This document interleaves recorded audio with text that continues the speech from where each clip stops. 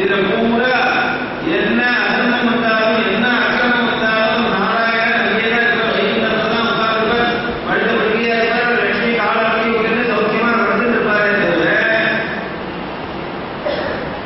என்னுடைய அவதாரம் கட்சி அவதாரம் கட்சியில நிறுத்தி போயிட்டார். அதனால பாக்கி யுகத்துலனா தர்மம் ஸ்தாபனத்துக்காக பகவான் அவதாரம் பண்ணாம கலியுகத்தை எதிர்பார்க்க மாட்டேன்னு சொல்லிட்டார். அதனால என்ன பண்ணினார், துவாபர யுகத்தினுடைய கடைசியில கிருஷ்ணாவதாரம் அவதாரம் பண்ணிட்டு துவாபர யுகம் முடிய போது அவதாரம் பண்ணிட்டு வைகுண்டத்துக்கு போயிட்டார். போகும்போது ஜனங்கள்லாம் கேட்கிறார், பகவானே கிருஷ்ணராவதே மத்ஸ்ய கூர்ம வராகம் நரசிம்மன் வாமனன் எல்லா அவதாரம் பண்ணினேன். கிருஷ்ணாவதாரம் பண்ணிட்டு கல்மனையிலே அடுத்தது உங்க அவதாரம் என்ன, எப்போ கலியுகத்துல? அப்ப சொல்றாரு, கலியுகம் பூரா முடியும் போதுதான் நான் கல்கிங்கிற பேர்ல அவதாரம் பண்ணுவேன். அப்ப கலியுகம் 5 லட்சம் வருஷமும் இந்த தர்மத்தை ஸ்தாபனம் பண்றது எதனாலேன்னு கேட்கிறார். அப்ப அவர் சொல்றாரு, என்னுடைய அவதாரம் கிருஷ்ணாவதாரம். இந்த அவதாரத்துல என்னுடைய சரித்திரங்கள், என்னுடைய உபதேசங்கள், என்னுடைய லீலைகள் இதை திரும்பி திரும்பி படிச்சு படிச்சு கேட்கறதுனாலேயே தர்மம் ஸ்தாபிக்கப்படும். கலியுகத்தை இதை வச்சிருந்தே ஜீவி சென்று போயிடுறார்.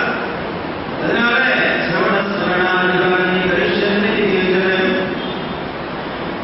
அப்போ பரமேஸ்வரனுடைய அவதாரம் ஆதிசங்கராக 2500 வருஷத்துக்கு முன்னாடி பரமேஸ்வரே ஆதிசங்கரனுக்கு பேர்ல அவதாரம் பண்ற தர்மஸ்தாபனத்துக்காக, ஞானமார்க்கத்தை ஸ்தாபனம் பண்றதுக்காக ஸ்தாபனம் அவதாரம் பண்ணி 32 வருஷத்திலே லோகம் பூரா சஞ்சாரம் பண்ணி, பாரத தேசம் பூரா சஞ்சாரங்கள் பண்ணி, சண்மதத்தை ஸ்தாபனம் பண்ணி, அத்வைதங்கிற ஒரு சித்தாந்தத்தை ஸ்தாபிச்சு கைலாசத்துக்கு கிளம்பி போறதுக்கு முன்னாடி பாரத தேசத்தினுடைய 4 திக்கிலையும் தன்னுடைய சிஷ்யர்களை ஸ்தாபனம் பண்றார்கள். நான் வந்தேன், ஸ்தாபனம் இருந்தேன், இதை தொடர்ந்து இந்த தர்ம ஸ்தாபனம் நடக்கணும். அதுக்காக கலியுகம் முடிகிற வரையிலும் சிஷ்ய பிரசிஷ்ய பரம்பரையாக இது இருக்கட்டும் சொல்லிட்டு கரெக்டா பாரதத்தினுடைய கிழக்கு தெற்கு மேற்கு வடக்கு 4 பக்கங்களையும் 4 சிஷ்யர்களை ஸ்தாபனம் பண்ணிட்டு நான் புராணமாக இருந்துட்டு காஞ்சிபுரத்தில் வந்து சர்வஜீவிஷாரோகணங்கள் பண்ணி காமாட்சியோட ஐக்கியமானாலும் ஆதிசங்கருடைய சரித்திரம். அப்படி வந்ததான மசங்கள் சிஷ்ய பிரசிஷ்ய பரம்பரையாக இன்றையும் வந்திருக்கு.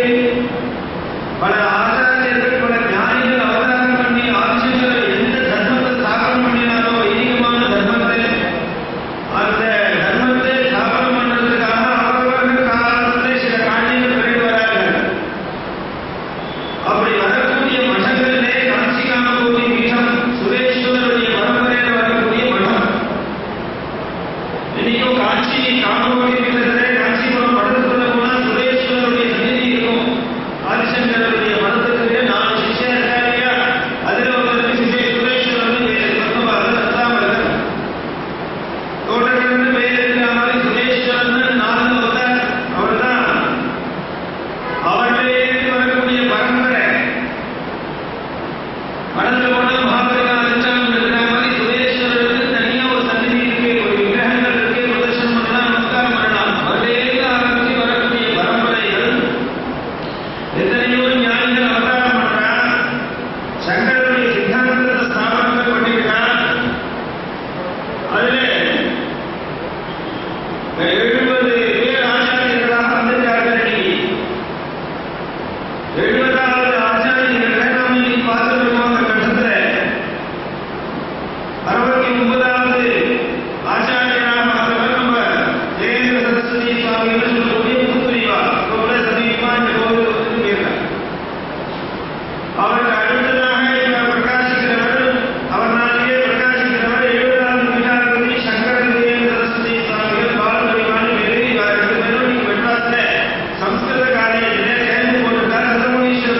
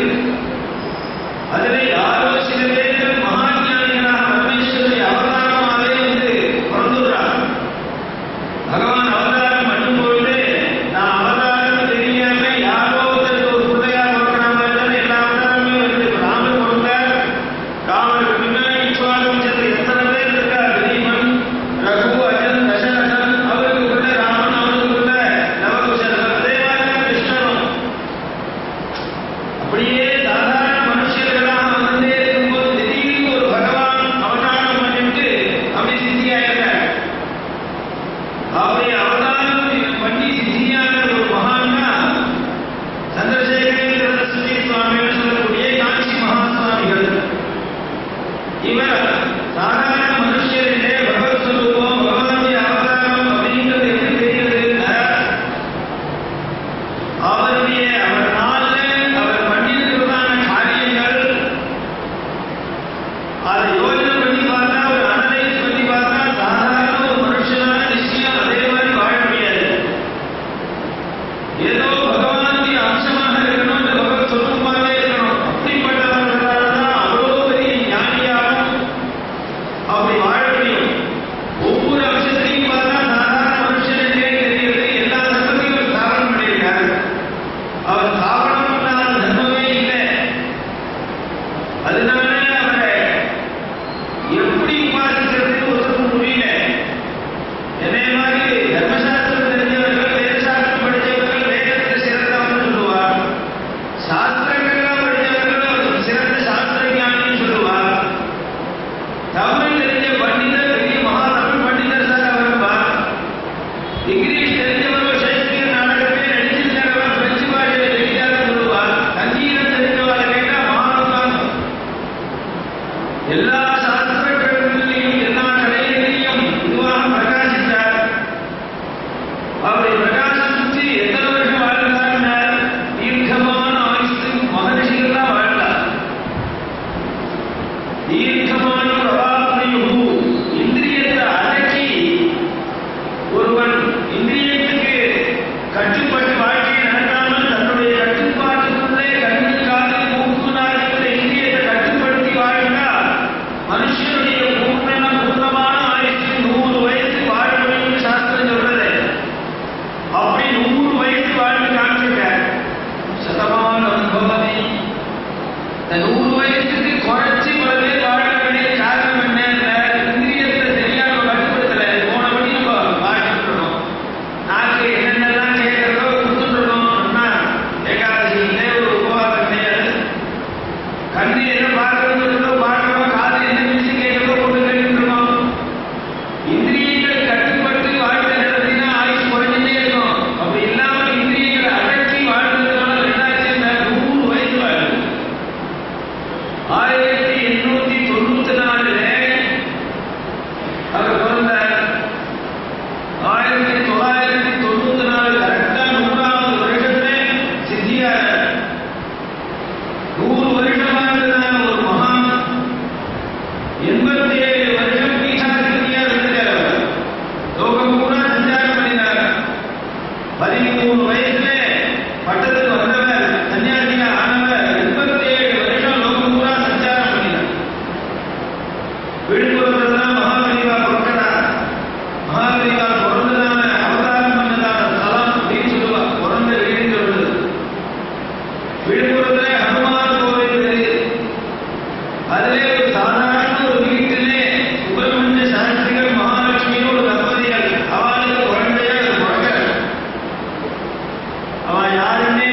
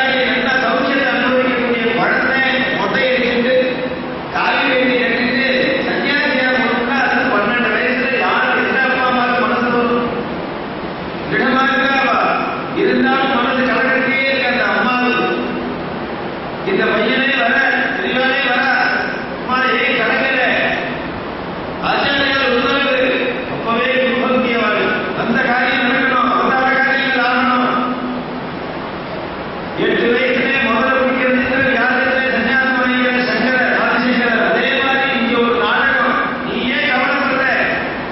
என்னை பத்தி கவலைப்படாத. பெரியவா கூட்டமிச்சிருக்கா மனசுல நான் போகிறேன். 13 வயசுல போய் பீட்டாதிபதியானதுக்கு அப்புறம் தான் ஆச்சரியம். இவர் 13 வயசுல சன்னியாசத்துக்கு மனதை கொடுத்துட்டாரு தம்பதிகள். அதுக்கப்புறம் அவர் சின்சியாக பரியந்தம் இவாளுடைய காலம் முடிகிற பரியந்தம் பெரியவாளை பார்க்கல. சரித்திரத்தை பார்க்கணும். பெத்த அப்பா அம்மா ரமணன் கூட திருச்சியிலிருந்து கடந்து ஓடி வந்துட்டார். வந்து திருவண்ணாமலை இருக்கும்போது அம்மாவுக்கு ஏக்கம், குழந்தை போய் ஆயிட்டானே, ஒரு தடவை கண்ணால பார்த்துட்டு வரேன், ஓடி வரா திருவண்ணாமலை வந்து பார்த்தாதான் சரித்திரம் இருக்கு. யாராலும் பார்க்கணும்னு தோணும். சன்னியாசியா இருக்கானோ வீட்டாசியா இருக்கானோ ஞானியா இருக்கானோ எப்படி வந்து பார்க்கணும்னு தோணுமே, பார்க்கக்கூடாதுன்னு சட்டம். சன்னியாசிகள் தன்னுடைய உறவினர்கள் பார்த்து உறவு கொண்டாடக்கூடாது. உறவினர்களும் சன்னியாசிகளுடைய குழந்தைகள் ஒரு முதல்ல பார்க்கிறது. எதனால பார்க்கலன்னு தெரியும். இப்படி வளர்ந்தன 12 வயசு குழந்தை நன்னாச்சு ஓடி ஆடி பள்ளிக்கூடம் போயிட்டு ஃபர்ஸ்ட் மார்க் வாங்கின குழந்தை மொட்டை அடிச்சு உட்கார்ந்துருக்கானே, கன்றாவே நம்ம பார்க்கலாமா நினைச்சாலும் நமக்கு தெரியல. இல்ல உத்தமமான ஞானி பார்க்கக்கூடாது, சன்னியாச தர்மத்தில் இருக்க அந்த மடத்துடைய தர்மத்தை நம்ம அவலம்பிக்கிறோம் அப்படின்னு கட்டுப்படுத்தி இருந்தாலும் நமக்கு தெரியல. கடைசி வரைக்கும் சரித்திரத்தை பார்த்தா கடைசி வரைக்கும் தட்சிண மண்டலியை பார்க்கவே இல்லை. அதே கொண்டுக்கே மறுபடியும் வரா முடியும். அப்படிப்பட்ட உத்தமமான தம்பதிக்கு சுப்பிரமணிய சாஸ்திரிகள் பேரு. அவங்க தாயாருக்கு மகாலட்சுமியின் பேரு. ஈச்சங்குடிங்கிற கிராமம் பெரிய இருக்கிற தாயார் பிறந்த ஊர். அதிலே ஒரு பையனா பிறக்கிற இவர் ஒரே பையன் நேரடியில் குடும்பம் இருக்கிறவங்களே தெரியல. அதான் ஆச்சரியம். எப்படி வாழ்ந்துருக்காங்க. உத்தமமான சன்னியாசின்னா எந்த ஒரு சக்தியும் தன் குடும்பத்துக்கு கொடுக்க மாட்டான். மகாபரிவாரோட கூட பிறந்தவா யாருன்னு பல பேருக்கு தெரியாது. அவர் ஒண்டி ஒரே பையன் இல்லை, 6 பேருக்குள்ள 2வது பையனாக பிறக்கிறார். அந்த கூட பிறந்தவாளாவது காலக்கிரமேண என்னுடைய அண்ணா தான் இவர், எங்க தம்பி தான் இவர், ஏதாவது சலுகை எதிர்பார்க்கிறேன் ஒரே இடத்துல ஒரு பேட்டியில ஒன்று சொல்லிக்கிறேன். முதல் பையனுக்கு கணபதிக்கு மகாபரிவாருடைய அண்ணா. 2வது பொருட்கிறது சாமிநாதன் பேர் வைக்கிறார். கணபதி எடுத்து சுப்பிரமணியன். அவருடைய குல பரம்பரை சுவாமிகள் சுப்பிரமணிய சுவாமி. அதனால இந்த மகாபரிவாளர் வந்து அவருக்கு பூர்வாசிரமத்து சுவாமிநாதன் பேர். 3வதாக தனிச்சாம்பிகைக்கு ஒரு குழந்தை பிறக்கிறார். 4வதாக சதாசிவம் ஒருத்தர், அவருக்கு தான் சிவன் சார்ந்த பேர். பரமஞானியா வாழ்ந்த கடைசி வரைக்கும் ஏடிப்படியில் மாந்தர்கள் புஸ்தகம் வந்து பார்த்தோம். மெட்ராஸிலே இருக்கிற பல பேருக்கு அவரோட புத்திகளை 102 வயசு வாழ்ந்த டெல்லி சின்னசாமி பேரெல்லாம் ஆசிரியர் கொடுத்தார். மகாஞானிகள் வெறும் ஒரு கவலத்தை சாப்பிட்டு அப்படியே இருந்தார். அவர் பெரியவாருடைய பூர்வாசிரம சகோதரர் சதாசிவம் சிவன் சார். அடுத்தாப்புல இன்னொரு சகோதரர் ஒரு புத்திசாட்சிகள் பேரு. அவ பரம்பரையெல்லாம் இருக்கா. அதுக்கு அடுத்ததான் விஷ்ணுபுத்தி சாட்சிகள். 6 பேர் கூட பிறந்த 5 பேர் கூட பிறந்தவா மகாபரிவார். அதே 2வது பையனாக பிறந்திருக்க. பிறந்ததுலேருந்து ஆரம்பிச்சு நல்ல ஞானிகளுடைய அவதாரங்கள்லாம் அவ தன்னுடைய ஐஸ்வரமான பாவத்தை வெளியில் வெளிப்படுத்திட மாட்டார். தன்கிட்ட பல அற்புதமான சக்திகள்லாம் இருக்கும். அந்த சக்திகள்லாம் அங்கங்கே வெளிப்படுத்தி நான் ஞானி, நான் பெரிய சக்தி உடையவர்கள் லோகத்துக்கு காமிக்க மாட்டார். ஆனால் காமிக்காமல் இருக்க மாட்டார். கூட்டத்தில் வெளிப்படுத்த மாட்டார்கள், தனிப்பட்ட முறையில் வெளிப்படுத்துவார்கள். வைகாசி மாதம் அனுச நட்சத்திரத்திலே விழுப்புரத்திலே பிறந்ததுலேருந்து ஆரம்பிச்சு 3வது வயசு பெரியவார்கள். ஏழ்மையான குடும்பம். முக்கியமான ஒரு சம்பவம் நடக்கிறது. ஆசைகளுக்கு அடிமையான கஷ்டப்படணும் அப்படிங்கிற ஒரு உபதேசத்தை ஒரு சம்பவம் மூலமா பகவான் உணர்ந்தார்.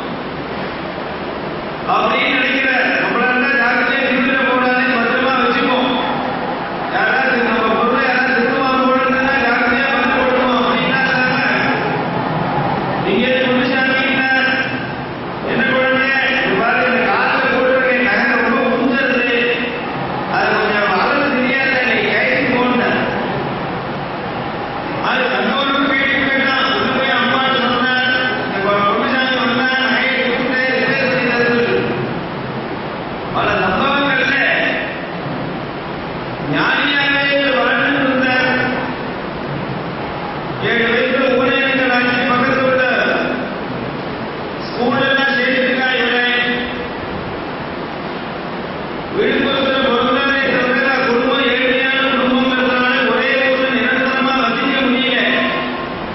பக்கத்துல திண்டிவனம், விக்கிரவாண்டி, பரங்கிப்பேட்டை, சிதம்பரம் இப்படியே பல ஊருக்கு கொஞ்சம் கொஞ்ச நாள் தங்கி வசிக்கிறார். பரங்கிப்பேட்டையில ஊர்ல வசிக்கும் போது சிதம்பரத்துல கும்பாபிஷேகம் நடக்கிறது. அதுக்காக அவருடைய சரித்திரம் அது. அதுக்காக இவருடைய அப்பாவோட தோற்றுத்த குழந்தை 7 வயசு குழந்தை சிதம்பரம் போயிருக்கு. போன இடத்துல சொந்தக்காரத்தை மட்டும் உற்சவத்துக்கு போகும்போது அங்க பெரிய நெருப்பு பிடிச்சுடுறது. நெருப்பு பிடிச்சிட்டு நிறைய பேர் நெருப்பை சிக்கி போடுறாங்க. எங்கேயோ பல வயதுக்கு அண்ணன் இருக்கக்கூடிய தாயார் கவலைப்படுறா, நம்ம குழந்தை நெருப்பு பிடிச்சிட்டு இருக்குமோ, இந்த ஊர்ல என்னமோ உற்சவத்துல நெருப்பு பிடிச்சிருக்குன்னு சொல்றாரு எல்லாரும், குழந்தைக்கு ஆபத்து வந்துருக்குமோ.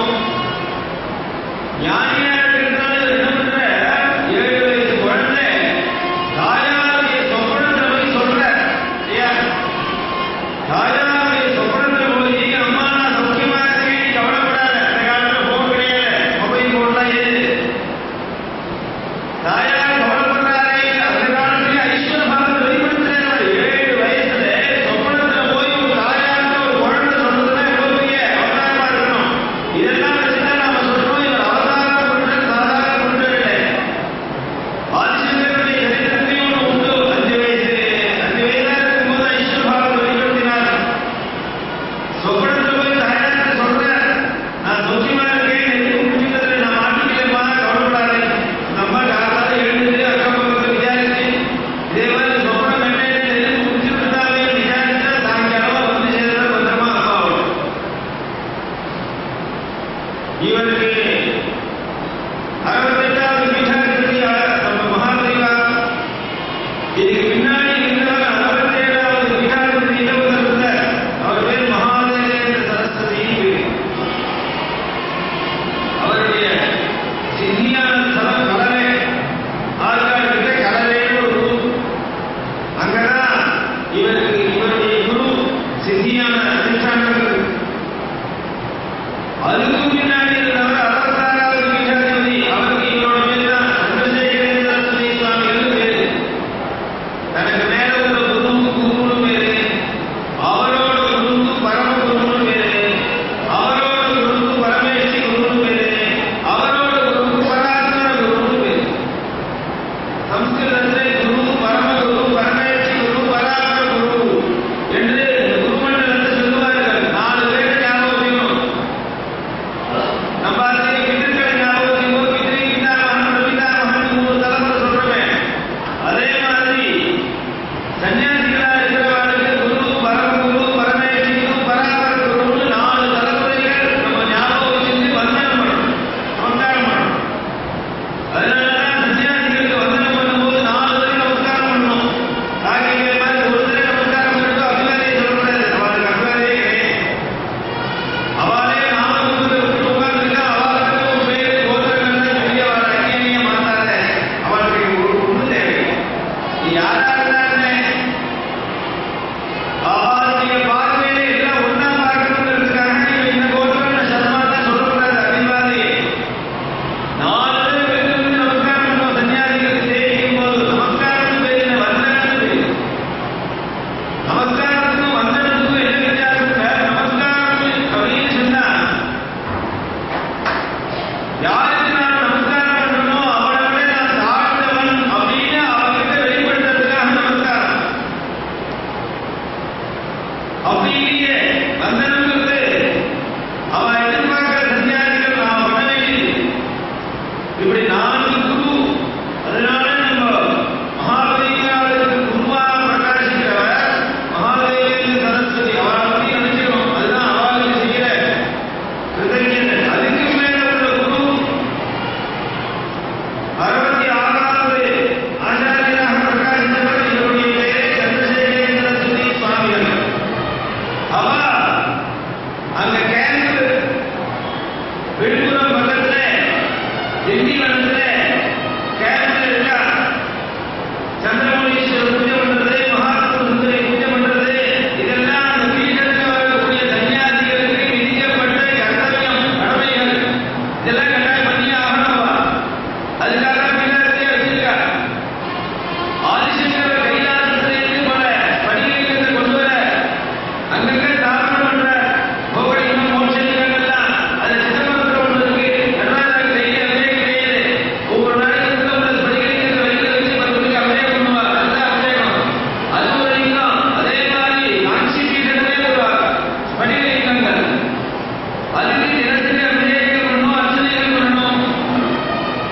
எக்காரணத்துக்கும் நிறுத்தக்கூடாதுங்கிறதுக்காக அதெல்லாம் எடுத்துட்டு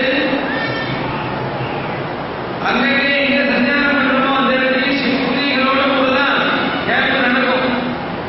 அதனால பகவத்பாதாதிகாரியான சந்திரசேகரேந்திர ஸ்ரீ சுவாமிகள் சொல்லக்கூடிய பெரியவர் பூஜைகளோட கேம்போடு தங்கியிருக்கார். 250 பேரோட திண்டிவனத்தில் தங்கியிருக்கார். விழுப்புரத்தில் இவராக பக்கத்துல ஆச்சாரியர் வந்திருக்காரு. தரிசனம் பண்ணுவோம்னு அவர் போய் தரிசனம் பண்றார். இந்த தமிழ் சுவாமிநாதன் பையனை அழிச்சு போயிருக்காரு அப்பா அம்மா. இவரை பார்த்த உடனே ஒரு ஆகர்ஷணம்,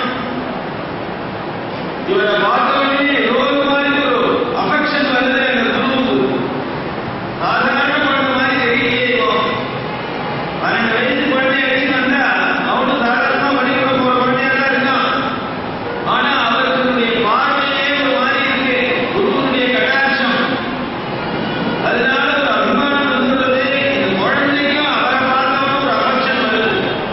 இது எல்லாமே பகவானுடைய பிரேரணை. கொஞ்ச காலத்துல இருக்காரு, ஒரு 2-3 நாளைக்கு தங்கிட்டு மறுபடியும் ஆத்துக்கு வந்துட்டா. ஒரு மாசம் இருக்கும். திடீர்னு ஒரு நாளைக்கு ராத்திரி படுத்திருந்ததான இந்த சுவாமிநாதன் சொல்லக்கூடிய மகாகவியா இருக்காரே, 13-12 வயசு குழந்தை, ராத்திரி பார்த்தா படுத்திருந்தவனை காணும். ஞானியுடைய சம்பவம் எல்லா இடத்துமே இதே மாதிரி உண்டு. சொல்லிக்காம வீட்டில் வந்து ஓடிக்கும். எதகரே வம்புறே வரதே தசகரே வம்புறே எந்த க்ஷணம் அவனுக்கு எங்க போகணும் தோன்றதோ கலந்து. அதே போல 12 வயசா இருக்கும்போது படுத்திருந்ததான இவர் காத்தலை பார்த்தா காணும். அப்பா அம்மா எங்க வந்தாலும் தேடுறா, எங்க போகுது குழந்தைன்னு தெரியல. கவலை வந்துருந்தோ அக்க பக்கத்தான் விசாரிச்சா ஒரு இடத்துலையும் காணும். என்ன பண்ணாலும் தெரியல. ஒன்னும் ஒரு பிளஸ் பண்ண கூட முடியல. எங்க போயிருக்காங்க என்ன டிவியில சொல்லலாமா, பேப்பர்ல போடலாமா, ஒன்றும் கிடையாது. அப்பதான் 1894 கிட்டத்தட்ட 1905 வருஷம் 5-6 என்ன பண்ணாலும் பகவத்புரா கவலைப்பட்டு இருக்கும்போது இந்த குழந்தை திடீர்னு ஒருத்தர் வர, திண்டிவனத்தில் கேம்ப்ல இருக்கக்கூடிய காம்பவுண்ட் பீடத்தில் ஆச்சாரியர் தேவதர் வர, உட்கார்ந்து குழந்தை சுவாமிநாதன் அங்க படத்துல வந்து இருக்கான். ஆச்சாரியார் சொல்லிட்டு வர சொன்னான்னு சொல்லுவா.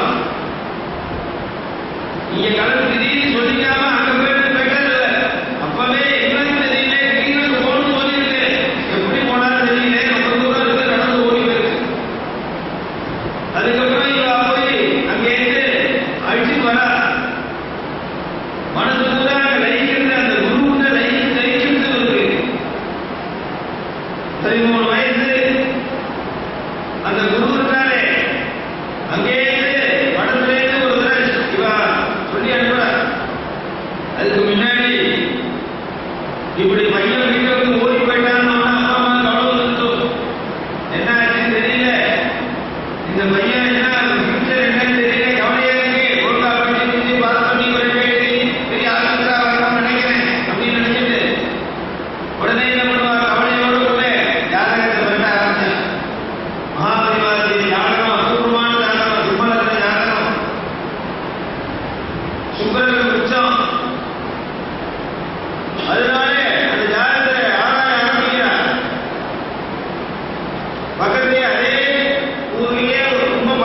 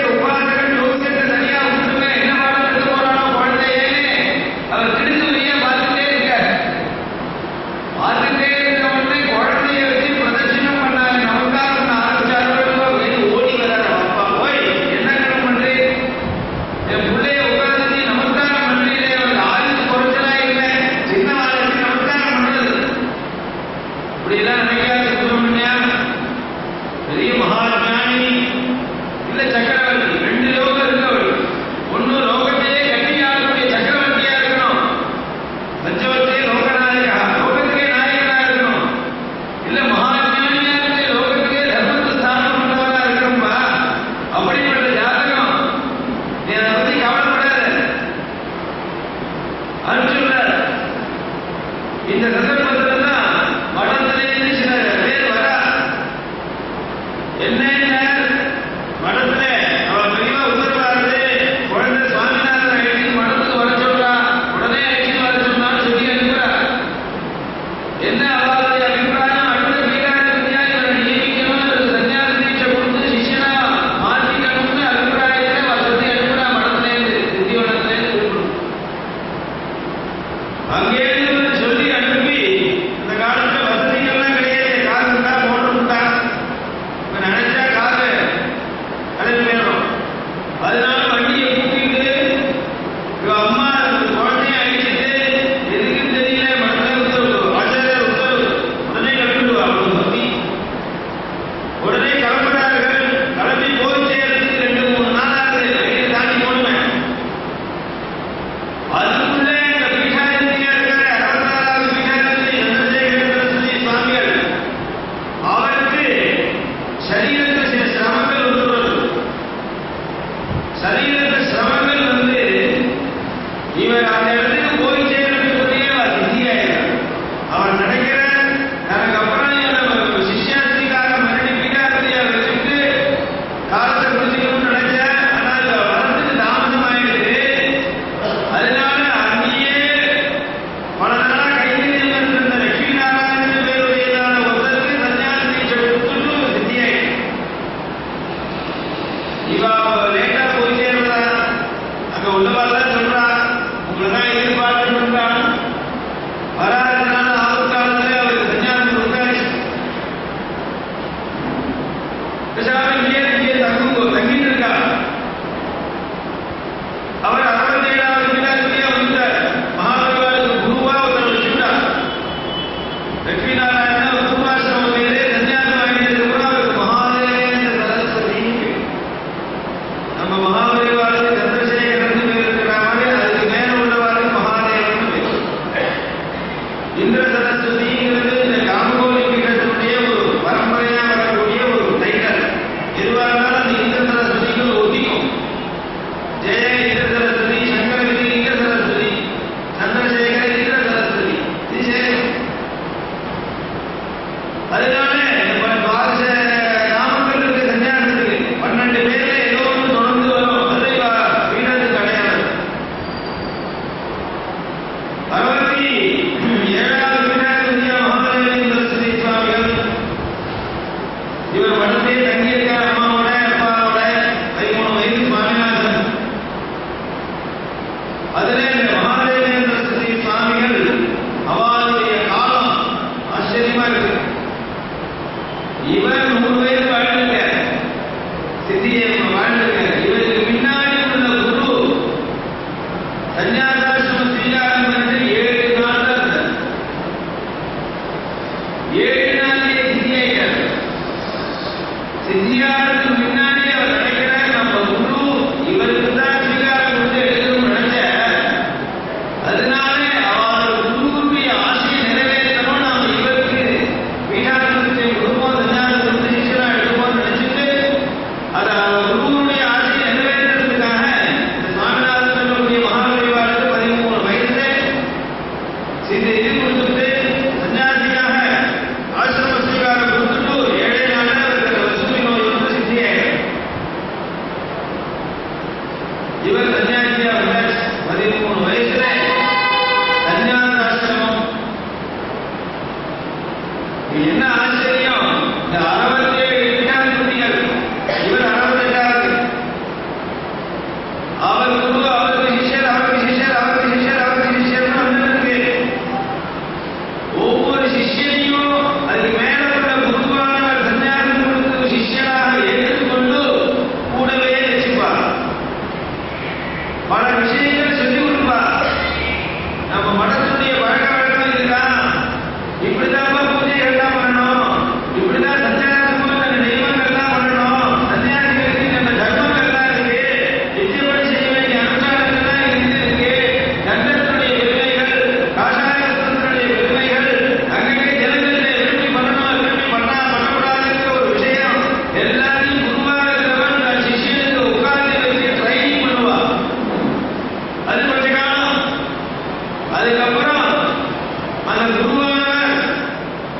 கூட்டிக்கிட்டே இருக்கிறார். இது 66 பீடாதிபதிகள் வரைக்கும் தான் வருது. ஆனா மகாபரிவா நாள்ல அவருடைய குரு கூட இருந்து ட்ரைனிங் பண்ணக்கூடிய ஒரு பாக்கியமே அமையல. யார் ட்ரைனிங் பண்றது? இவர் அவதாரம், பரமேஸ்வரி அவதாரம். இவரை போய் ட்ரைனிங் பண்ண முடியுமா? எல்லாமே பகவத் சங்கல்பத்தால் நடக்கிறது. அதனால என்னாச்சுன்னா 67வது பீடாதிபதியான அவர் ட்ரைனிங் பண்ணாமே சித்தியா இல்ல. இவர் 13 வயசுல மகாபரிவா பீடாதிபதியா பொறுப்பேற்கிறார். இவ்வளவு பெரிய பொறுப்பு அது. தினசரி சந்திரமணீஸ்வரர் பூஜைகள் பண்ணணும், உபாசிக்கணும், பல நியமங்கள்லாம் இருக்கு. திரிகாலங்கள் 3 காலம் பூஜை பண்ணணும். ஒரே இடத்துல தங்கக்கூடாது, பூரா சுத்திட்டே இருக்கணும். அதுக்கு தேவையான சுத்தி இருக்கக்கூடிய எல்லாத்தையும் ரட்சிக்கணும். பூஜைக்கான கஜ பூஜை உண்டு, கோ பூஜை உண்டு. அதுக்காக யானையை கூட்டிட்டு போகணும், பசுமான கூட்டிட்டு போகணும், சாமான் சுமக்கிறதுக்காக காரெல்லாம் கிடையாது, ஒட்டகம் கூட்டிட்டு போகணும். இந்த பூஜைக்கு கைக்கு ஒத்தாசம் அதெல்லாம் கூட எடுத்துட்டு போகணும். பூஜையை ஜாக்கிரதையா எடுத்துட்டு போகணும். நகைகள்லாம் எவ்வளவு 200 பேர் பட்டாளத்தோட இருக்கும். இப்படியே 13 வயசுல பட்டத்துக்கு வந்ததுலேருந்து ஆரம்பிச்சு அதுக்கப்புறம் அங்கேயிருந்து கிளம்பி கும்பகோணத்துக்கு வர முதல்ல சன்னியாசிக்காக வர 13 வயசுல ஆதிசங்கர மாதிரி பிரம்மதேசத்தோட பிரகாசிக்கிற பார்க்கறதுக்கே கண்கொள்ளா காட்சியா இருக்கு. ஜனங்கள்லாம் ஆச்சரியமா பார்க்கறது. 13 வயசுல ஒரு குழந்தை சன்னியாசாசிரமம் வாங்கிட்டு பீடாதிபதியா உட்கார்ந்துருக்கு. யானை மேல ஊர்வலம் வருது. அம்பாரியில வச்சு யானை மேல ஊர்வலம் வச்சு வச்சு வரா. ஒரு ஊர்லயே வர விழுப்புரத்துக்கு வரா. இவருடைய ஊரு விழுப்புரத்துக்கு சன்னியாசியாக மாறி வராத உடனே இந்த ஊர்ல உள்ள எல்லாருக்கும் இவரை பார்க்கணும்னு ரொம்ப ஆசை. நம்ம ஊர்ல இருக்க குழந்தை இங்கே ஸ்கூல் போயிட்டு வந்து குழந்தை திடீர்னு ஒரு சன்னியாசியா யானை மேல ஊர்வலம் வர பீடாதிபதியான பார்க்கணும்னு எல்லா ஜனங்களுக்கும் ஆசை. ஊரே திரண்டு இருக்கிறது. ஒவ்வொரு ஆட்சியும் ஊர்வலம் முடிச்சு வரவேற்கிறார்கள். எல்லாரும் வந்தனம் பண்றார்கள். எல்லா ஜாதி மத வேறுபாடு இல்லாமல் ஊரே திரண்டு விழுப்புரத்துல இருக்கு. எதிர்கொண்ட அழைச்சிகளுக்கு கௌரவம் கொடுக்கிறது. மகாபரிவா சந்தோஷமா 13 வயசு குழந்தையா வந்திருக்கார். இத்தனை லட்சக்கணக்கான ஜனங்கள் இருந்தா கூட யாரோ ஒருத்தரை ஒட்டி இவருடைய கண்ணு தேடிட்டே இருக்கு. யாரையோ தேர்ந்தெடுக்கிறார். 13 வயசு குழந்தை இத்தனை பேர் இருந்தாலும் இத்தனை பேர் லட்சியம் பண்ண யாரோ ஒரு எதிர்பார்க்கிறது. அந்த ஊரே திரண்டு வரவேற்கிறது. ஆனா ஒரே ஒரு ஜீவன் ஒண்டி ஆஸ்பத்திரியே உட்கார்ந்துருக்கு. நம்ம வீதிக்கு போலாமா வேண்டாமா, வீதிக்கு போலாமா வேண்டாமான்னு சங்கோஜப்பட்டே உட்காரு. அந்த ஜீவனை தான் இவர் தேடி இருக்க. யாருன்னு கேட்டா 85 வயசு ஒரு பாட்டி கடவி. அவளுக்கு பூர்ணம் போனா ரெடி பண்ணிட்டா. தன்னால வெளியாதான் வெளிவா போறான்னு தெரியும். ஆசுவாசத்துல சுவாமி போனாலும் வெளிவா போனாலும் வந்து பூர்ணம் கொடுத்தது இல்லையா, அதனால ரெடி பண்ணிட்டா. இருந்தாலும் எடுத்துன்னு வந்து அவர் மூஞ்சில முடிக்கிறது தயக்கம். இவர் ஆசை எதிர்பார்க்கிறார். இத்தனை பேர் இருந்தாலும் பாட்டியை காணிக்கிறது. ஏன் இந்த தயக்கம்னா இந்த பாட்டி பட்சணங்கள்லாம் பண்ணி கொடுக்குறவர். முறுக்கு, சீரை, ஸ்வீட்டு இதெல்லாம் முன்காலத்தில் ஆத்துல தான் பண்ணுவா. அதுக்கு கடைகள்லாம் கிடையாது. இது வியாபாரம் பண்றதுக்கு கடையெல்லாம் இப்பதான் வந்திருக்கு. இதெல்லாம் ஆத்துல தான் பண்ணி இதை பண்ற சமாச்சாரம். பட்சணங்கள்லாம் ஆத்துல உள்ள உமராட்டிகளே சாதம் அடிக்கிற மாதிரி குழம்பு அடிக்கிறாங்க. குழம்பு ரசம் பண்ற மாதிரி இதுவும் பண்ணுவா. தேங்காய் முறுக்கு, 5 முறுக்கு, 7 முறுக்கு எல்லாம் பண்ண தெரியும் எல்லாருக்கும். இப்ப அதுக்குன்னு தெரியா சில ஷாப்புகள்லாம் வந்துச்சோ. அதனால இங்கே மறந்தே அங்க ஆர்டர் கொடுத்து கொடுத்துருக்கிற கொஞ்ச நாள் சமையலே மறந்து போல சாதம் அடிக்கிறது. இந்த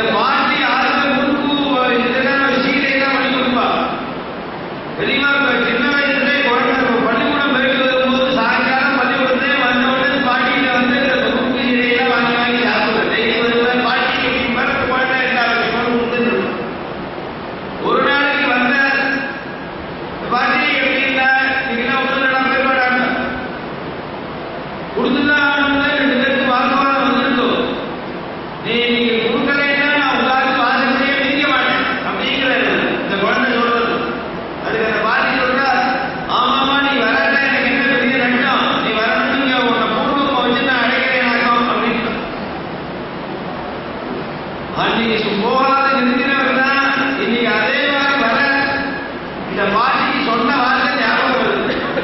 பூர்வம் வச்சு யாரா காத்துட்டு இருக்காளா அப்படின்னு சொன்ன முடியும். இன்னைக்கு அதே பூர்வமுகத்தை வச்சு அழைக்க வேண்டிய தூங்கின வந்தது இந்த பாட்டி ஆத்துக்குள்ளேயே பூர்வமுகத்தை வச்சு கதவை சாத்திட்டு உட்கார்ந்துருக்கா. இவர் ஆத்து வாசல்ல வந்த உடனே கூட பாட்டி கேட்கிறார். இந்த பாட்டி உள்ளே கதவை திறந்து பாட்டி வலிக்கிட்டாங்க. வெளியில எடுத்துட்டு வந்த உடனே இங்க பூர்வமுகம் கொண்டா 13 வயது குழந்தை இந்த பூர்வமுகத்தை வாங்கி பாட்டிட்டு சொல்றது, பூர்வமுகம் வச்சு காத்துட்டு வேணும் அப்படின்னு கேட்டீங்க. இப்ப என்னாச்சு? எடுத்து விட அந்த பாட்டி தெரியுமா அனுகிரகம் பண்ணணும். அப்படியே கும்பகோணத்துக்கு போறது யாத்திரை. கும்பகோணத்துல போய் சன்னியாசாசிரம ஸ்வீகாரம் வேற, பட்டாபிஷேகம் வேற. ஒரு பீடாதிபதியா இருந்தா பட்டாபிஷேகம் ஒன்று பண்ணி கொடுப்பா. ராஜாவா இருந்தா பட்டாபிஷேகம் நடக்கணும். கூட மைசூர் ராஜா பட்டாபிஷேகம் நடக்குது. அதுக்கு சில கிரியைகள்லாம் உண்டு, சில வைதிகமான மந்திரங்கள் ஜபஹோமங்கள்லாம் உண்டு. கும்பகோணத்துல கோலாகலமா நடக்கிறது. 13 வயது குழந்தையை உட்கார்ந்து பீடாதிபதியா பட்டாபிஷேகம் நடத்தி வைக்கப்படுறது. ஏராளமான பக்த ஜனங்கள் இதே மாதிரி பீடாதிபதியா வந்தோடனே முதல்ல ஸ்பீச் கொடுக்கணும். அது வார்த்தை பேசணும். ஒரு வயசான கிழவர், 90 வயது கிழவர், யாரோ புதுசா பீடாதிபதியா வந்திருக்காரு. நம்ம மடத்துல யாரு பாப்போட அங்கேயே வந்து பார்க்கிற சின்ன குழந்தை உட்காரு. சீச்சி சின்ன பாண்டு பயணம் இவரை போய் பீடாதிபதியா உட்கார்ந்துருக்காரு. நம்ம தெரியவா இல்லை அவாசி பொண்ணாசனை இல்லை. இவர் என்னத்தை பேச போறாருன்னு நினைக்கிறேன். நினைச்சிட்டு மெட்ரோல வந்து அப்படி ஸ்டேட்ல உட்கார்ந்து இருக்க இவர் என்ன பேச போறாருன்னு பார்க்க தெரியுமா? நீ முதல்ல ஸ்பீச் 13 வயதுல கும்பகோணத்துல ஜெவந்தகமணி உட்கார்ந்து 4ஆம் தரையை பார்த்த தோஷங்கள்லாம் போகும். கிருஷ்ணர் ஜெவந்தகமணியை அபகரிச்சுட்டார்னு ஒரு கிருஷ்ணர் மேல ஒரு பழிச்சொல் ஏற்பட்டு கடைசியில் அந்த பழிச்சொல்லேருந்து கிருஷ்ணர் விடுவிச்சதான ஒரு கதை. அதை ஒரு உபன்யாசம் என்று முதல்ல ஸ்பீச் கொடுத்தாரு. 1 மணி நேரம் அபூர்வமான ஒரு பேச்சு. அசந்து போயிட்டா எல்லாரும். இந்த இவர் என்ன பேச போறாருன்னு கவனிச்சுட்டு இருந்ததான அந்த கடவுளும் அப்படியே விக்கிச்சு நிற்கிறார். இந்த குழந்தை இப்படி வாக்கு சக்தியோட பேசுறது சரஸ்வதினா சரஸ்வதியினுடைய அவதாரமாகவே இருக்கு. முடிஞ்சது உபன்யாசம். போய் காலைல விழுந்த மகாபிரபுவை நம்ம மன்னிக்கணும். நான் அன்னைதான் நினைச்சிருந்தே உங்களே எங்க பெரியவா பேசினா மாதிரியே உங்களுடைய குரு பரமகுரு எப்படி பேசினாரோ அதே மாதிரி உங்களுடைய வார்த்தைகள் இருக்கு என்று அவர் சொல்றாருங்கிறது இவருடைய பரமகுருவே வந்து சொன்ன மாதிரி இருந்துதான். இந்த 13 வயது குழந்தைக்கு ஒரு சந்தோஷம். நம்மளை நம்ம குரு அங்கீகாரம் இருந்தார். திருவானக்காவிலே வெங்கடேஸ்வர அகிலாண்டேஸ்வரி கும்பாபிஷேகம் வரணும்னு சொல்லி அனுப்புறார். முதல்ல யாத்திரை கிளம்புறார். திருவானக்காவில போய் தாடக பிரதிஷ்டை பண்ணி அம்பாவுக்கு உத்தர சக்தி ஜாஸ்தி அகிலாண்டேஸ்வரி. அதனால ஆதிசங்கரன் தாடகம் ஸ்ரீசக்கரத்தை தாடகம் மாறி அந்த வடிவில் பண்ணி அங்க பிரதிஷ்டை பண்ணினால் உத்தரம் குறைஞ்சது. தேவன் தேசத்தை பண்ணியிருக்காங்க கும்பாபிலே. அந்த தாடகத்தை மறுபடியும் நீர்மோசாரம் பிரதிஷ்டை பண்றதுக்காக கும்பாபிஷேகம். அதுக்காக போன வரிவா அங்க போய் தங்கிக்கும் போது சிங்கேரி ஆச்சாரியாலும் வரா. 2 பேரும் முதல்ல சந்திச்சுக்கிறா. சந்திரசேகர பாரதி, சந்திரசேகர சரஸ்வதி 2 பேரும் மீன்படுறா.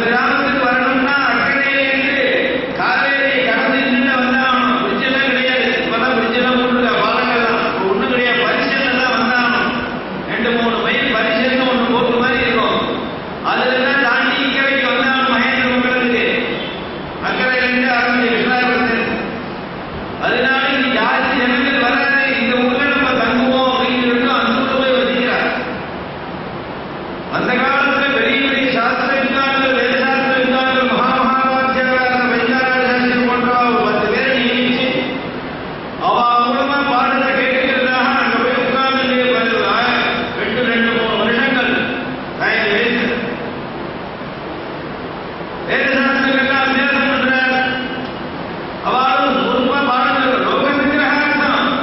அவர் அவதாரமா இருந்து எதுக்கு படிக்கணும்னு கேட்கக்கூடாது. கிருஷ்ணர் அவதாரம் தான். குருகுலத்தில் போய் 64 நாள் சாந்தி பிரிவில் இருக்கலையா?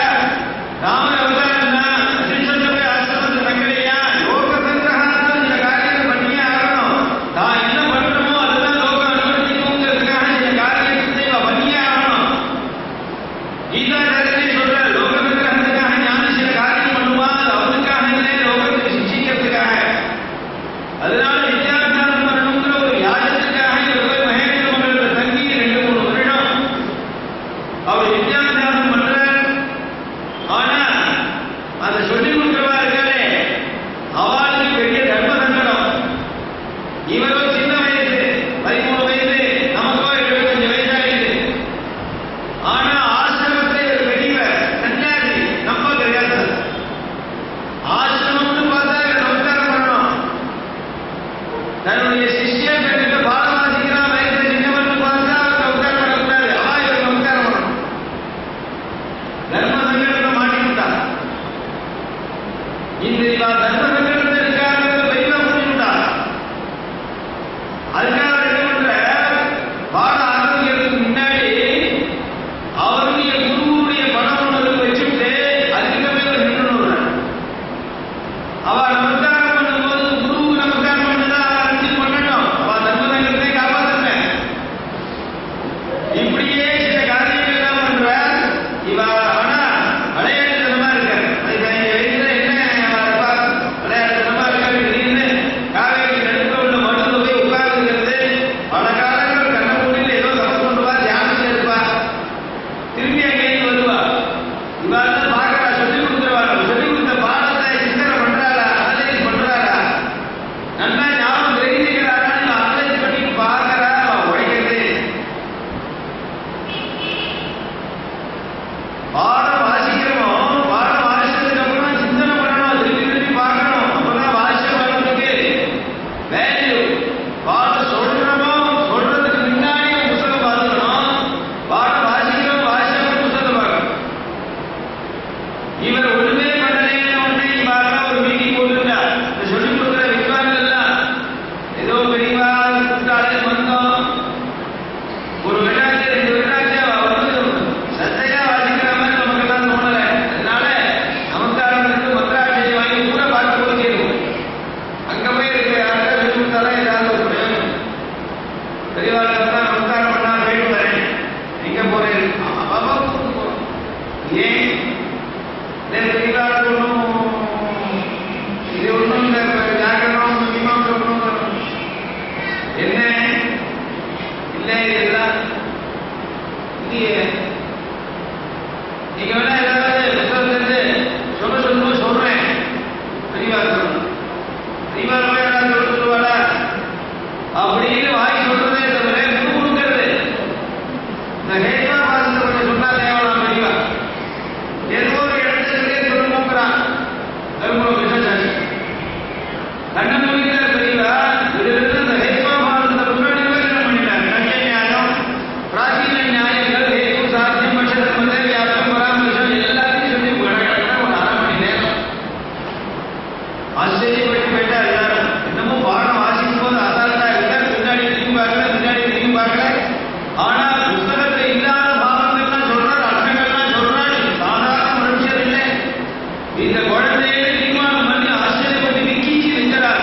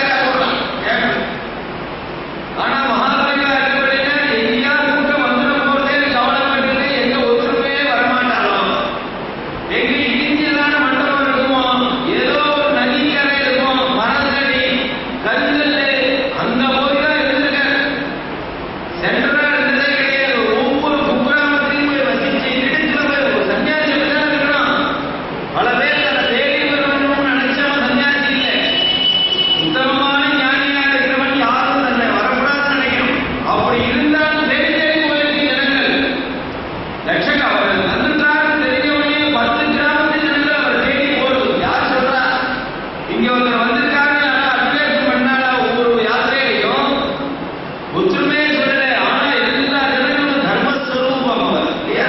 பகவான் வந்திருக்கான்னு சொல்லணுமா? மதுரமான வஸ்து இருக்கு, தேன் இருக்குன்னு சொல்லணுமா? உடனே ஓடி வந்துடாத எறும்புகள் தான். யாராவது பேர் பண்றாளா? நல்ல புஷ்பங்கள் இருக்குன்னா வாசனை இருந்தாலும் வரவே அடிக்கிறது. மகான்கள் ஞானிகள் இருக்கான வட்டாரம் கூட தெரியும். அவருடைய சாநித்தியம் தன்னால தெரியும். காத்து மூலமா பிரகாசிக்கும். அங்கே ஜனங்கள்லாம் வர ஒவ்வொருத்தருக்கும் அனுகிரகங்கள். இந்திரியங்களை கட்டுப்படுத்ததே இல்லை. ஒவ்வொரு இடத்தையும் எங்க தங்கினார் அவருடைய 100 வருஷ வாழ்க்கையில தங்கின இடம் கூட வெறும் குக்கிராமம். ஒரு வசதி இல்லை. வந்ததுக்கு அப்புறம் வசதி ஏற்படுத்துவா. ஒரு போர் போடுவா, கணக்கு சொல்லுவா, ஜனத்தை கொண்டு வருவா, ஒரு டயரா போடுவா, ஏதோ குடிசை போடுவா. இவர் எல்லாம் ரெடியான கட்டணத்துல போல அங்க எல்லா ஜனங்களுக்கும் அனுப்பிட்டாங்க. எல்லாத்தையும் ஆன உடனே கிளம்பிடுவார். அடுத்த ஊருக்கு போயிடுவார். அந்த ஊர் சுற்றி வட்டாரத்தில் உள்ள ஆலயங்கள் அதனுடைய பெருமைகள் எல்லாத்தையும் சொல்லி ஜனங்களுக்கெல்லாம் அனுப்புறாங்க. சொல்லி தர்மோபதேசங்கள் பண்ணி தெரியாத அடுத்து சாதுர்மாசிகள்லாம் எங்க கொண்டு போறான்னு தெரியல. அங்கங்கே போய் பண்ணி ஏராளமான இப்படியே எல்லா ஊருக்கும் தெரியுங்க. ஒரு ஊர்லயாவது ஒரு அரை மணி சீட்டு, 1/4 மணி சீட்டு கிடையவே இல்லை. அடாடா பெரியவா வந்தாலுமே கண்காலமே நம்ம பார்க்கவே இல்லையே. ஒரு ஜீவனும் வருத்தப்படாது. வந்தா 6 அமர கடற்கோடி ஜனங்கள் வரைக்கும் தரிசனம் பண்ற லெவல்ல 3 நாளோ 1 வாரமோ 1 மாதமோ 2 மாதமோ அங்கேயே தங்க வைக்கணும். அதுக்கப்புறம் அடுத்த ஊருக்கு போக வேண்டியது. இப்படியே படுத்துட்ட இடம் பூரா கட்டணமே கிடையாது. கட்டணம் இருக்கும், ஆனா இவர் அங்க படுத்துக்க மாட்டார். தரையெல்லாம் படுத்துப்பார். ஆகாரம் என்ன? நமக்கு ஆகாரம் காத்தால ஜீவன், மத்தியான சாப்பாடு, சாயங்கால ஜீவன், ராத்திரி சாப்பாடு போன நமக்கு அந்த நேரமே வேணும். ஒரு கைமுடி அளவு நெல் பொறி தயிர்ல ஊற போட்டு மர பாத்திரம் ராம் சுரகுமார் சிந்தனை கொண்டாங்கி அதே மாதிரி பெரிய திடீர்னு மர பாத்திரம் அதை வடவழக்கு பண்ணி வச்சிருப்பா. அதுல கொஞ்சம் பொரிய போட்டு தயிரை ஊற வச்சு காத்துட்டு இருப்பா. இவா கொஞ்சம் சாப்பிடணும். எதுக்குன்னா இவா கொஞ்சம் சாப்பிட்டா தான் இவாளுடைய மிச்ச சேஷங்களை பாக்கியெல்லாம் எடுப்பா. அப்படின்னா பல தியாகிகள் 40-50 பேர் தன்னுடைய குடும்பத்தை மறந்து, பந்துமித்திரர்களை மறந்து, தன்னுடைய சுகத்தை மறந்து விவாதத்தையே பேருக்கா. எத்தனை மகான்கள் அவளுக்கெல்லாம் முக்தி, ஜீவன் முக்தினா அவளுக்கு முக்தி முதல்ல சரிங்களா? அத்தனை முக்தி கொடுத்தான் காலத்தியே அவள்லாம் காத்துட்டு இருப்பா. இதுக்காக பெரியவாளுக்கு அபேட்சை இல்லாட்டா கூட நம்ம கொஞ்சம் லேட் எடுத்துட்டாலும் பாக்கிய பிரசாதமா எடுத்துப்பாங்கிறதுக்காக கொஞ்சம் கொஞ்சமா ஒரு முடிவு நெல் பொரியை சாப்பிடுது. நெல் பொரியை சாப்பிட்டு ஒரு நாள் நீக்க முடியுமா? நினைச்சு பாருங்க. நம்ம எத்தனை வேலை சாப்பிடுறோம்? இதே மனுஷன் செய்யணும்னா அவன் சொல்லுவோம். நெல் பொரியை கொஞ்சமா சாப்பிட்டு ஜெயிச்சிருக்காரு. காந்திஜி என்ன சாப்பிட்டாரு? ஆட்டுப்பாலும் நிலக்கடலையும் சாப்பிட்டாரு. ஆகாரத்தை குறைச்சாதான் உள்நொழிவு பெருகும். நட்டா திரிஞ்சுட்டே இருந்தாங்க. என்னைக்கு நமக்கு ஞானம் வந்து என்னைக்கு திரிக்கிறது பகவத் ரூபமே வராது. கண்ண முடினா 2 கிலோ ஞாபகம். உள்ளே தியானம் பண்ணா ஆகாரத்தை குறைக்கணும் இல்லையா? எல்லாத்தையும் குறைச்சிட்டார். அபேட்சையே கிடையாது. விடிகாலத்துல 3:30 மணிக்கு எழுந்துடும். ஒரு நாள் குறைஞ்சிருக்க விடிகாலத்தில் தூங்கினா கிடையாது. நேனான்னு ஒண்ணு இருக்கும், அதுதான் உட்கார்ந்துருக்காரு. நேனால உட்கார்ந்துட்டு எல்லாரும் எழுதிக்கிற பரியந்தம் சாந்தம் நல்லா உதிச்சு எல்லா சிஷ்யங்கள் கூட மனம் கூட தூங்கிட்டு இருக்கும். ஒருத்தரையும் எழுப்ப மாட்டேன். பூத கண்ணாடி ஒன்று இருக்கும், அதை வச்சுட்டு புத்தகத்தை பார்த்துட்டு எல்லாரும் எழுதிட்டதுக்கு அப்புறம் தான் இவரும் வெளியே வர ஆரம்பிப்பார். இல்லையா? நம்ம என்ன பண்ணுவோம்? நம்ம ஏறினோடனே இருக்கிறவங்க தான் தண்ணி ஊற்றி அடிக்கும். நீ என்னடா தூங்குறது? ஏற்று ஒரு நாளைக்கு கூட ஒரே காலம் தூங்கினது தூங்கினோட எழுப்பினதும் இல்லை. 100 வருடத்துல எத்தனை இழப்புகள். ஒரு மனுஷனால இப்படிப்பட்ட குணங்கள்லாம் கை கொள்ள முடியுமா? வச்சுக்க முடியுமா? அற்புதமான சக்தியெல்லாம் வளர்த்தார். எல்லா சக்தியும் போட்டு அஷ்டமகா சக்தியெல்லாம் கை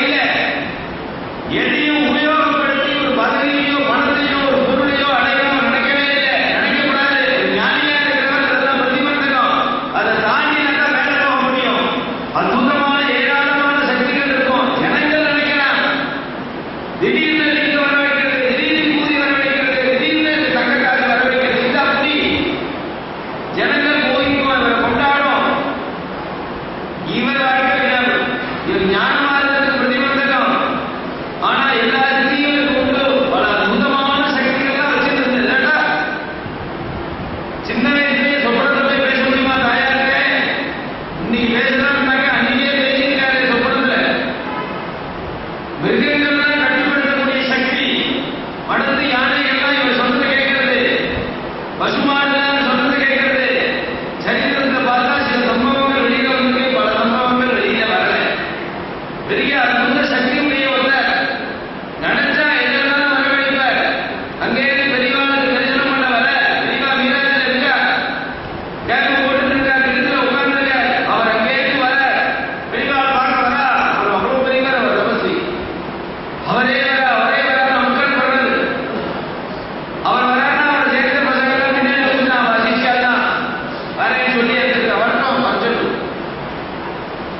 பெரியவாள் மனத்துல இந்த சிஷ்யன் கூட இருக்காரு, கைகறி பண்றமா அவனுக்கு தான் ரொம்ப எதிர்பார்ப்பு. ஓ அவ்வளோ பெரியவர், அவ்வளோ பெரிய சித்தி உடையவர், நம்ம பெரியவாள் பார்க்க வராரு. பெரியவாள் சாதாரணமா இருக்கு, வரட்டும்பா. இல்லை நம்ம வேணா அந்த ரூம்ல போய் உட்காந்துக்கலாம், ஏற்றி முக்கியம் ஏதாவது இந்த கணத்தறி தான் யாரும் அது ஒரு கணக்கு கிடத்துக்கு என்னென்ன பார்ப்பாங்க. எந்த அம்மையா இருந்தாலும் உட்கார்ந்து கையாளுக்க வேண்டியதுதான். கையை சின்னமா வந்துட்டா எத்தனை நாள் 2 நாள் 3 நாளைக்கெல்லாம் தபஸ் பண்ணிருக்கா. ஏதோ எல்லாம் பரிசு தீட்சை, நயன தீட்சை, மானச தீட்சை, எத்தனை விதம் உண்டு குருவுடைய அனுகிரகத்துக்கு. அவர் வர ஒரே கோலாகலம் வந்துட்டா அங்கே ஏராளமான படங்கள் புத்தகங்கள்லாம் போகும்போது எடுத்து வருவாரு. ஒன்றும் எடுத்து வரல, பெரிய வர பெரிய ஒரு சித்தம் வந்தாலும் விஷயம் தான் வந்தான். பெரிய இந்தியில் உட்கார்ந்துருக்காரு, எண்ணத்தை வச்சுட்டு பக்கத்தில் உட்காரணும். ஒரு ஆசு நிர்வாகத்தை தள்ளி போட்டு உட்காரணும். உட்கார்ந்து உடனே 10 பைக்கு மூக்கி தட்டு, ஒவ்வொருத்தையும் பழங்கள் புத்தகங்கள் எல்லாம் வந்துடும் வரவேற்கிற. அவ்வளவுதான் அந்த உள்ள நூற்றுக்கணக்கான கிடக்கும். ஆச்சரியப்படுறது கடந்த கொடுக்குறது வந்தவரை பார்த்து கொஞ்ச நேரம் ஆச்சு. சாமான பெரிய முகத்தில் ஒழுதி காணும், ஆச்சரிய கூட காணும். ஹார்ன் பண்ணுங்க ஹரிஷவிடாதே இருக்கக்கூடாது, நியாயம். சந்தோஷத்தை கண்டு புத்தி வைக்கக்கூடாது, ஆச்சரியத்தை கண்டு புத்தி வைக்கக்கூடாது, வருத்தத்தை கண்டு வருத்தப்படும்.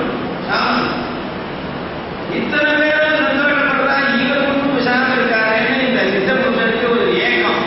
ஓஹோ நம்ம பண்ணது போறல, இதுக்கு அடுத்த ஸ்டெப்பு போவோம். உடனே மறுபடியும் இப்படின்ன உடனே இவ்வளவு பெரிய விக்கிரகம் கொடுத்துருக்காங்க. சின்னதா ஒரு கிருஷ்ண விக்கிரகம் பிடிச்ச கையில் கொடுத்ததான் நம்ம பார்க்கமா கிருஷ்ண விக்கிரகம். இவ்வளவு பெரிய விக்கிரகம் வந்தாச்சு. காமாட்சி அம்பாளுடைய விக்கிரகம். அவ்வளவுதான் மடத்து சிஷ்யாளுதான் ஆனந்தம். அம்பாலே வந்தாச்சு. சாமி இருக்காரு, அந்த ஆரவாரம் கேட்குது. வந்தவர் அழைக்கிறார் ஒரு மாதிரி சித்தப்புருஷன். அதை வரவேற்று இதை வரவேற்று வந்தது, பழம் வந்தது, வெத்தலை வாக்குது, கல்வி வந்தது, திராட்சை வந்தது, எல்லாத்தையும் வரவேற்று விக்கிரகத்தை வரவேற்றார். அப்போது ஆச்சரியப்பட மாட்டேங்கிறா, விசாரம் இருக்கும்.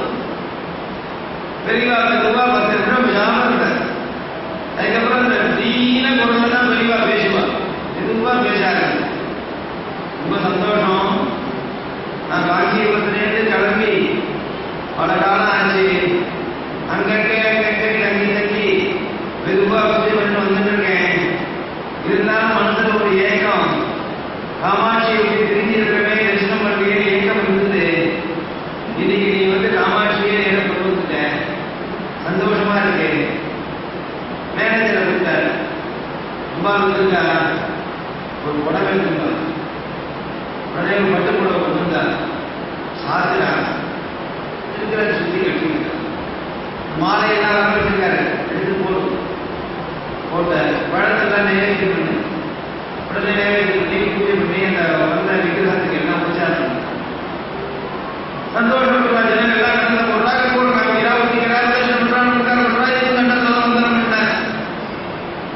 அவருக்கு சந்தோஷம் வந்த சித்தப்புருஷருக்கு அடாடா நம்மளை எப்படி கௌரவித்து இருக்கா அங்கீகாரம். அதுக்கப்புறம் பெரியவா ஒட்டு சொன்ன ரொம்ப சந்தோஷம். நான் ஊரா போயிட்டு இருக்கேன். நான் எங்க அடுத்தது எந்த ஊர் போறேன், எங்க தங்க போறேன் என்னன்னு ஒன்றும் தெரியாது. என்ன நம்பி 30-40 பேர் கூட இருக்கா. அத்தனை பேருக்கு நான் சாப்பாடு போடுறேன், கஷ்டப்பட்டு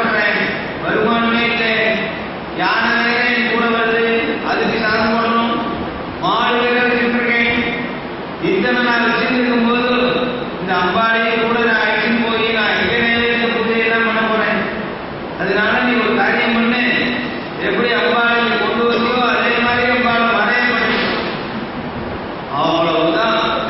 அந்த திருப்பொருளுக்கு தூக்கி எங்கி ஆடல, தலையை தூக்கிட்ட. ஒன்னதான் சொல்றேன், அம்பாளை யதார்த்தம் காண்பிடோ என்னால் தூக்கிலாம் போக முடியாது. ஆதியக்கார மாதிரி இருக்கிறவர் என்ன பண்ணுவார், சில பசங்களுக்கு தெரியாத செய்தி கேட்கிறோம்னு இருக்கோ, கேட்காத காத கேட்காத மாதிரி இருக்கும். உடனே இந்த மனசுல உள்ள சிஷ்யாலாம் உடனே அந்த சொல்றா, பெரியவா புரியுதியா உங்களுக்கு இந்த காமாட்சி மறுபடியும் சொல்றா. அதுக்கப்புறம் ரகசியமா பெரியவா அவன் சொல்றேன், இதெல்லாம் வேண்டாம், சித்தி விளையாட்டுலாம் விட்டுடும் அப்படின்னு விட்டாங்க. ஆன்மீக விட்டவன் தான் அவன் சித்தி விளையாட்டு. இது இப்ப தெரியாதா, அதை வரவேற்கிறது இதை வரவேற்கிறதுனா பெரியவா அதை தாண்டி தான் வந்துருக்க. அனிமா மகிமா ரஹிமா பெரியமான்னு தான் தான் உபயோகப்படுத்திருக்க. பல்லாண்டுல போகும்போது பெரியவாள் சுற்றிட்டே போவா. 2 மைல் சுற்றி போகிறோம்னா அவள் சமத்தை கொடுக்கலாமான்னு நினைச்சிட்டு சாதாரணமா ஒரு பஞ்சு என்ன கடன் இருக்கும் அதே மாதிரி தன்னுடைய சரீரத்தினுடைய வயிற்று ஆக்கி விடுவாளாம். அனிமான ஒரு சக்தி. எந்த இடத்துல போய் நான் இறங்கணுமோ பல்லாக்க நிறுத்தணுமே உள்ளே இருந்து தரையை வரைக்கும் தூக்கிற ஆசை போகும் இறங்கி சொல்ல மாட்டா. திடீர்னு வயிற்ற கொடுத்துருவா.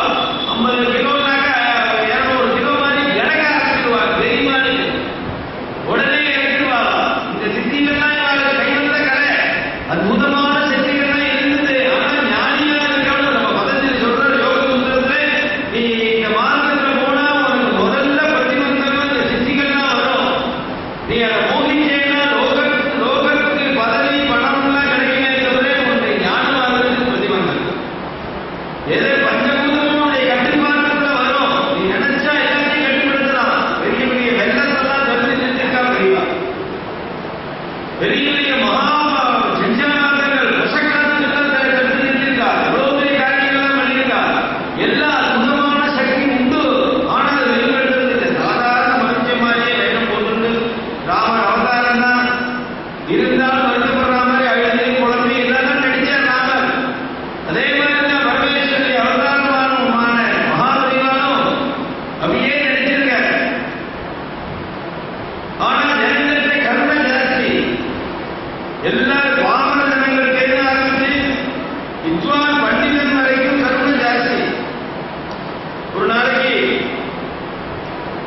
தங்கியிருக்கிற இடத்துல காய்ச்சல் பெரியவாள் தலைவலி. பெரியவாளையே சத்தியமா கோடிக்கணக்கான பேர் இருக்கா பெரியவாளாலேயே. இப்பன்னா மகாபரிவா அவதாரம்னு நம்ம பேசிட்டு இருக்கோம். அவர்களால புரிஞ்சிட்டவா குறைச்சல். ஆனா சில பேர் புரிஞ்சுட்டு பெரியவா கூடவே இருந்திருக்கா. பெரியவாளுக்கே தலைவலி அப்படின்னு உடனே வெள்ளூரின்னு ஒரு டாக்டர் காட்டி விட்டுறேன். அவர் தான் பெரியவாளுக்கு ஆச்சாரமா அப்படி சிக்காபதி வேலையோட பெரியவாளை வந்து டெஸ்ட் பண்ணுறது. அவர் வந்து பார்த்துட்டா ஒன்றும் என்ன இருக்கும் அது வேலை செய்யல. ஒரு பக்த அவ வந்து பெரியவாளுக்காக அழகா காய்ச்சலா இருக்கேன்னு சொல்லிட்டு பெரியவாளுக்கு ஒரு சரத்து சொன்னேன் கொண்டு வந்து கொடுக்குறா.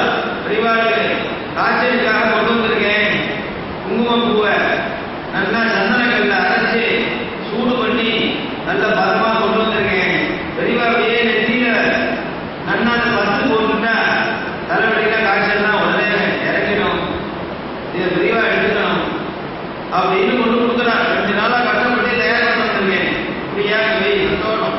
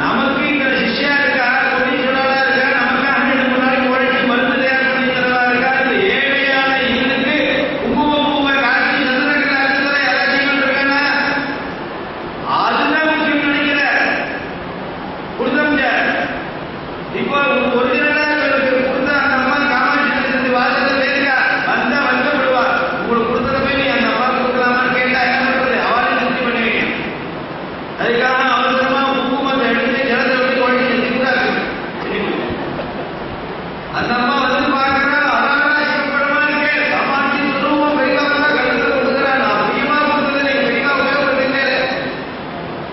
மறுநாள் தரிசனத்துக்கு வர அந்த அம்மா குங்குமப்பூ காய்ச்சல் குறைஞ்சி, அவ்வளவுதான், யாருக்கும் தெரியல. சந்தோஷம் அந்த அம்மாவுக்கு. பாவனத்திற்கும் கூட அனுகிரகம். ஏன் ஸ்ரீநகருக்கு போற, ஸ்ரீநகர் வழியா திருவான்மையூருக்கு போற வெளியாட்கள் கிளம்பிடுவா. கேட்கலாம் ஒரு ஊர்ல அடுத்து ஒரு போது வெளியாட்கள் நாட்டிலிருந்து கூட அங்கே வந்து வெளியாட்கள் கிளம்பி போயிட்டே இருக்க. உஸ்மானோட சிவாரத்தம் அவர் பார்த்தோம். கூட 4 பேர் இருந்து நகர்ந்து சொல்லிட்டே இருக்கா. ஒருத்தருக்கே ரோட்ல யாரா வந்தா கூட வழிக்கு முன்னாடி போயிட்டு தூரத்தனா ஒருத்தர் வரா. அவன் என்ன நிலைமையில இருந்தானோ அங்கே வரான்.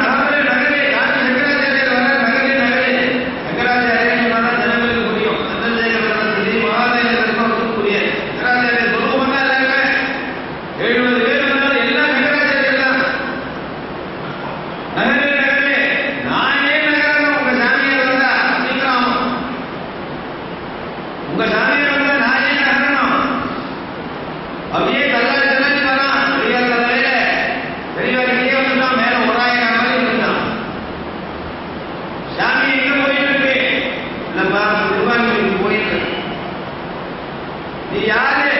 சங்கராச்சாரியர் சொல்றாரு. நீ தானா? ஆமாப்பா. நம்ம இந்து மதத்துக்கே நீதான் தலைவரா? நீனா நான் சொல்லலையேப்பா. இந்து மதம் சொல்றாங்களே, யாரு கண்டுபிடிச்சாங்க? தெரியலையேப்பா. அதுவே தெரியல. நீங்க சாமியார் இருக்கீங்க. இந்து மதத்துக்கு சாமியார் இருக்க. இந்து மதம்னா என்னன்னு உனக்கு தெரியல. சரி, நீ எங்க போற? நான் இன்னைக்கு போறேன்.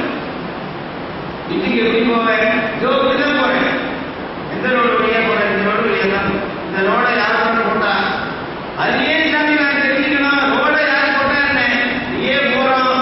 நேரம் போனா இங்க திரும்பி வரும், பின்னாடி உள்ள வர, அப்படிதான் பேருக்க. நானும் போறேன். அங்கங்க போனா ஓடு. அதே மாதிரி தான்ப்பா நானும்.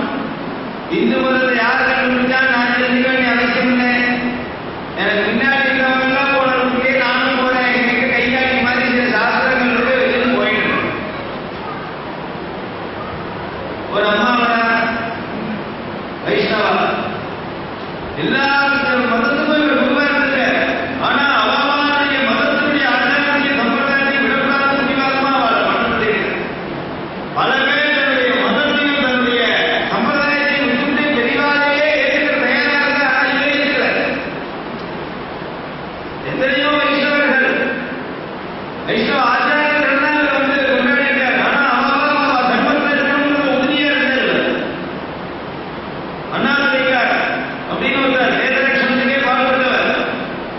ஸ்ரீ வைஷ்ணவ சம்பிரதாயம் அடுத்து பெரிவாத அசாத்தியமான பற்றி அவர் சொல்லி நிறைய பாடசாலைகள் எல்லாம் எடுத்து முடிச்சிருக்கு.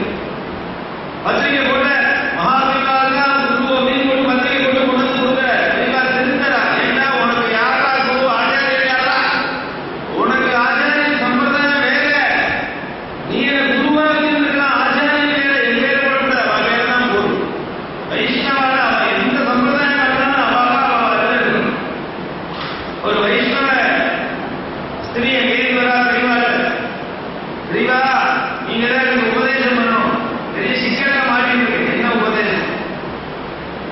நாட்டுல சில சிரமங்களா இருந்தது. என்ன பண்றது தெரியல.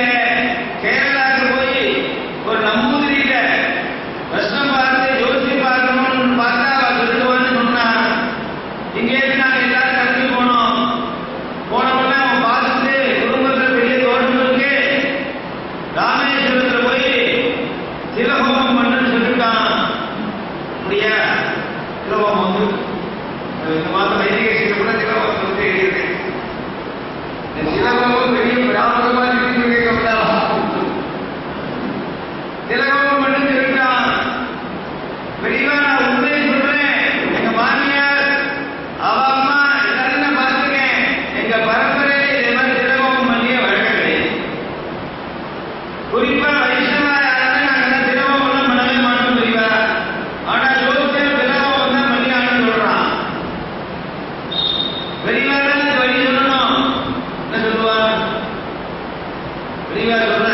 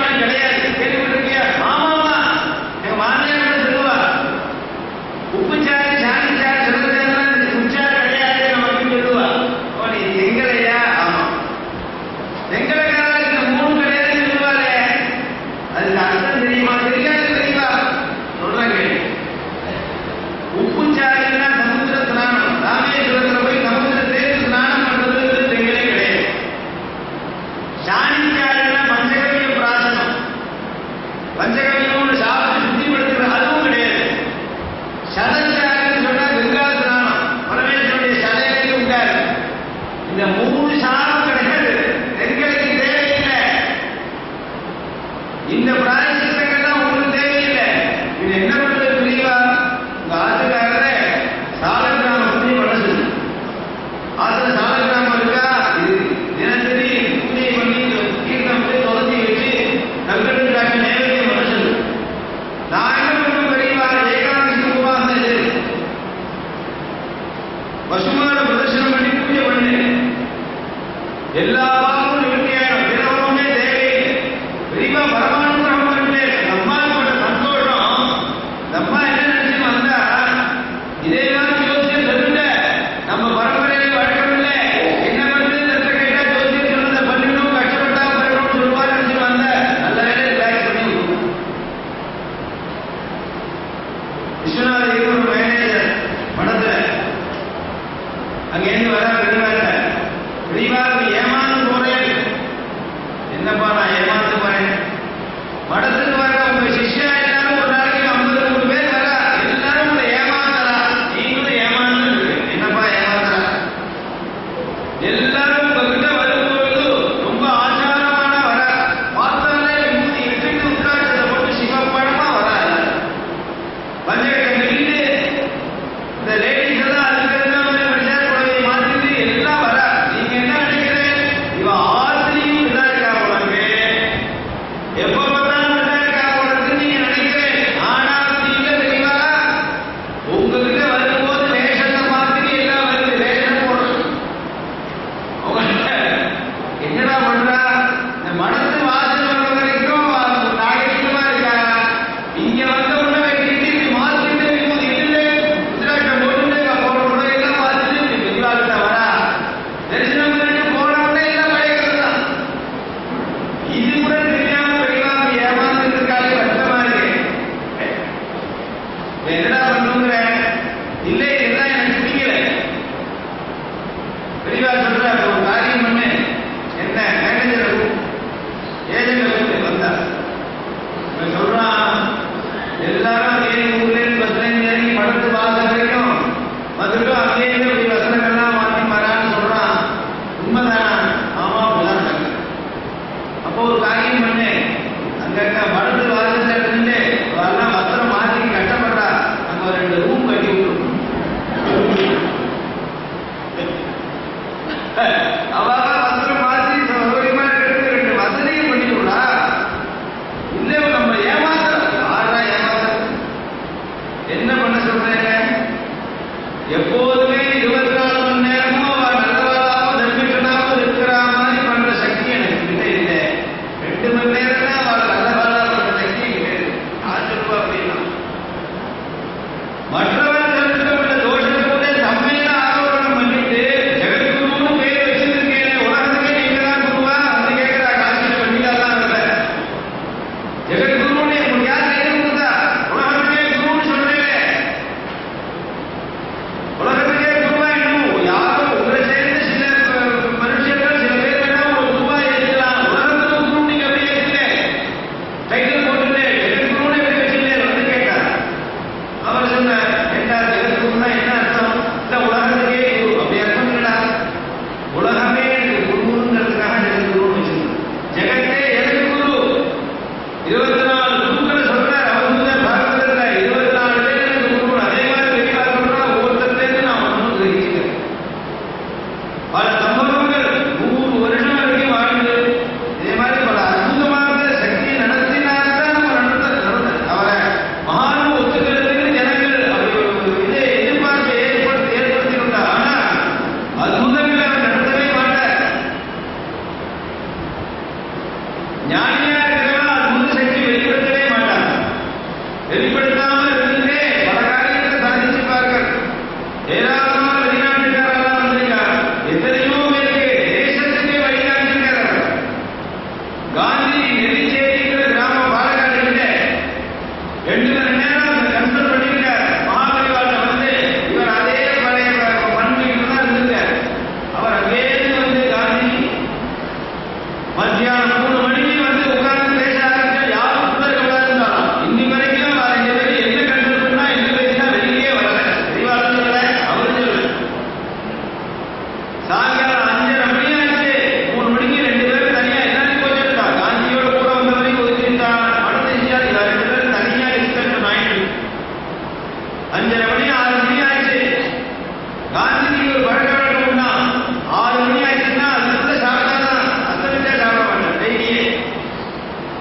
அதனால ராஜாஜி கூட வந்திருக்கார் காந்திஜியோட. அந்த மணியாச்சு அங்கே உத்தரவு கேட்டு உள்ள வந்து காந்திஜி மணி 6 சாப்பிட்டு அதுக்கப்புறம் வேற பேசுறாங்க.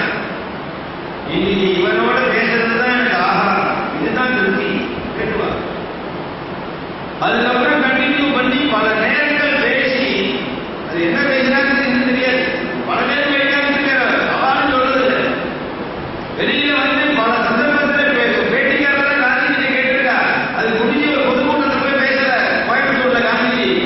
அங்க கேட்கிறா இத்தனை மணி நேரம் டிஸ்கஷன் பண்ணி காந்தி சங்கராச்சாரியரே என்ன பேசினா அது எங்க இவர் தனிப்பட்ட விவகாரம்.